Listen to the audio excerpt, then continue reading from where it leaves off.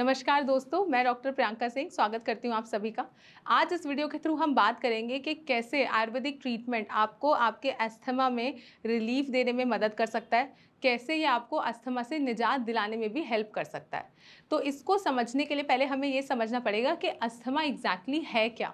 तो अगर हम मेडिकली इस डेफिनेशन की बात करें तो जो अस्थमा है वो एक chronic reversible inflammatory destructive disease of Airways है।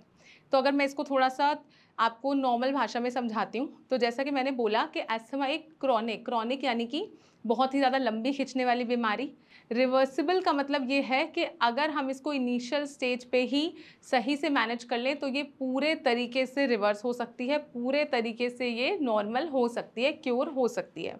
इसके बाद मैंने जो वर्ड यूज़ किया वो है इन्फ्लेमेटरी। इन्फ्लेमेटरी का मतलब होता है सूजन आना। आप लोग जानते हैं कि अस्थमा के पेशेंट्स के अंदर जो उनकी सांस की नली है उसमें सूजन आ जाती है, जिसके वजह से ही उनको बहुत तरह तरह के लक्षण बनते हैं। और इसके बाद जो वर्ड यूज़ हुआ है वो है डिस्ट्रक्टिव डिजीज़ ऑफ एयरवेज, यानी कि अगर समय रहते हमने इस बीमारी को ट्रीट नहीं किया, इसको हमने मैनेज नहीं किया, तो ये आगे जाके आपके जो एयरवेज हैं, एयरवेज मतलब आपके जो ब्रोंक्यूल्स हैं, सांस की नलियां हैं, इसको डिस्ट्रक्ट कर सकती है, पूरे तरीके से ख़राब कर सकती है। तो ये जो डेफिनेशन है अपने आप में हमें बहुत सारी चीज़ें बता रही है कि कैसे हम इसको शुरुआती स्टेज पे मैनेज कर सकते हैं। वहीं पर अगर बीमारी बढ़ जाए तो ये एक तरीके से डिस्ट्रक्टिव रूप भी ले सकती है, यानी कि विनाशकारी रूप भी ले सकती है। तो आप लोग जानते हैं कि अस्थमा के पेशेंट्स में जो सांस की नली में सूजन आ रहा है, ये सूजन बनने की वजह से जो सांस की नली है वो संकरी हो जाती है, और जो संकरी होने की वजह से पेशेंट को जो लक्षण बनता है वो ये होता है कि उनको ऐसा लगता है कि वो सांस नहीं ले पा रहा है, सांस बाहर नहीं छोड़ पा रहे हैं। वहीं पर जो उनकी छाती के अंदर बलगम बहुत ज़्यादा बनने लगता है। तो जब बलगम बहुत ज़्यादा बनता है तो उस बलगम को बाहर निकालने के लिए जो हमारा बॉडी है, जो हमारा शरीर है, वो एक तरीके से कफ रिफ्लेक्स प्रोड्यूस करता है, और फिर पेशेंट जो है वो बहुत ज़्यादा खांसता रहता है, तब तक खांसता रहता है जब तक उनको ये महसूस नहीं होता कि उनके छाती में जो बलगम बना हुआ है वो बाहर नहीं आ रहा।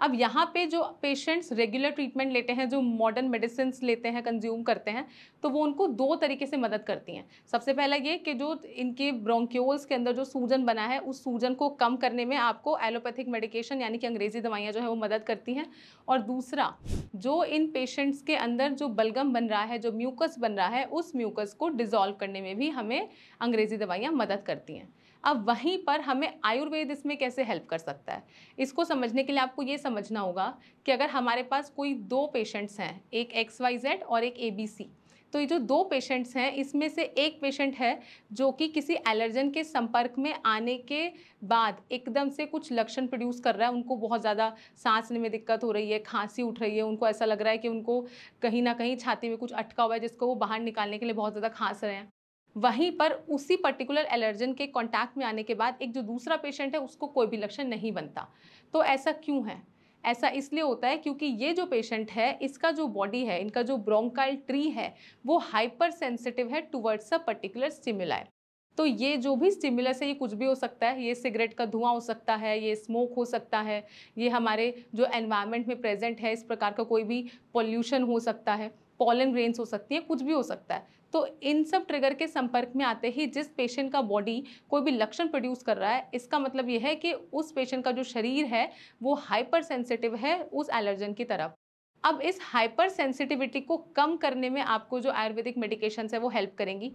यानी कि एक पेशेंट जो कि एक ही पर्टिकुलर ट्रिगर के संपर्क में आने से कुछ लक्षण बना रहा है, वो इसलिए बना रहा है क्योंकि उसके पेशेंट का जो शरीर है वो हाइपर सेंसिटिव है। तो इस हाइपर सेंसिटिविटी को कम करने में आपको आयुर्वेदिक मेडिकेशंस हेल्प करेंगी। साथ ही साथ जो है हम जो है पेशेंट्स को सिम्टोमेटिक ट्रीटमेंट भी दे सकते हैं आयुर्वेदा के द्वारा, लेकिन इसके साथ ज़रूरी ये है कि सिम्टोमेटिक के साथ साथ अगर हम बीमारी की जड़ पे काम नहीं करेंगे तो जो पेशेंट है वो पूरे तरीके से उस बीमारी से मुक्त नहीं हो पाता। तो यानी कि पेशेंट की हमें जो सेंसिटिविटी है हमें उसको कहीं ना कहीं कम करना होता है उस एलर्जन की तरफ और उस स्टिमुलेंट की तरफ। साथ ही साथ दूसरा जो तरीका जिसकी वजह से जो आयुर्वेदिक मेडिकेशन है वो पेशेंट को हेल्प करते हैं वो ये है कि जो आयुर्वेदिक मेडिकेशंस हैं वो अपने साथ दवाइयों के साथ साथ आपको कहीं ना कहीं जो आयुर्वेद है वो लाइफस्टाइल मॉडिफिकेशंस में भी बहुत ज़्यादा बिलीव करता है। तो आपका जो लाइफस्टाइल कैसा है, आपका रूटीन कैसा है, ऐसा कौन सा ट्रिगर है जिसके संपर्क में आने से आपको जो सिम्टम्स बन रहे हैं, तो कैसे आप उस ट्रिगर को अपने रूटीन से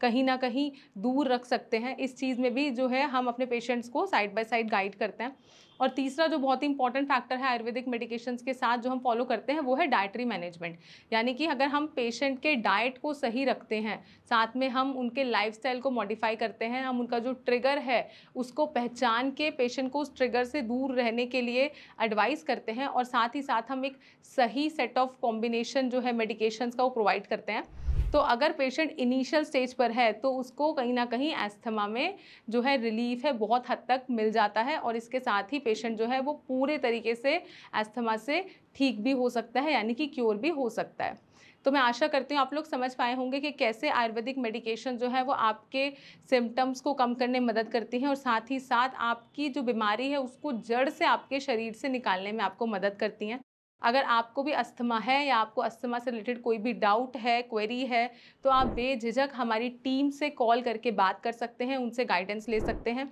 या फिर आप हमें ओपीडी में भी आके विजिट कर सकते हैं, और नीचे दिए गए नंबर पे आप संपर्क भी कर सकते हैं। तो जल्द मिलेंगे हम नेक्स्ट वीडियो में, तब तक के लिए नमस्कार।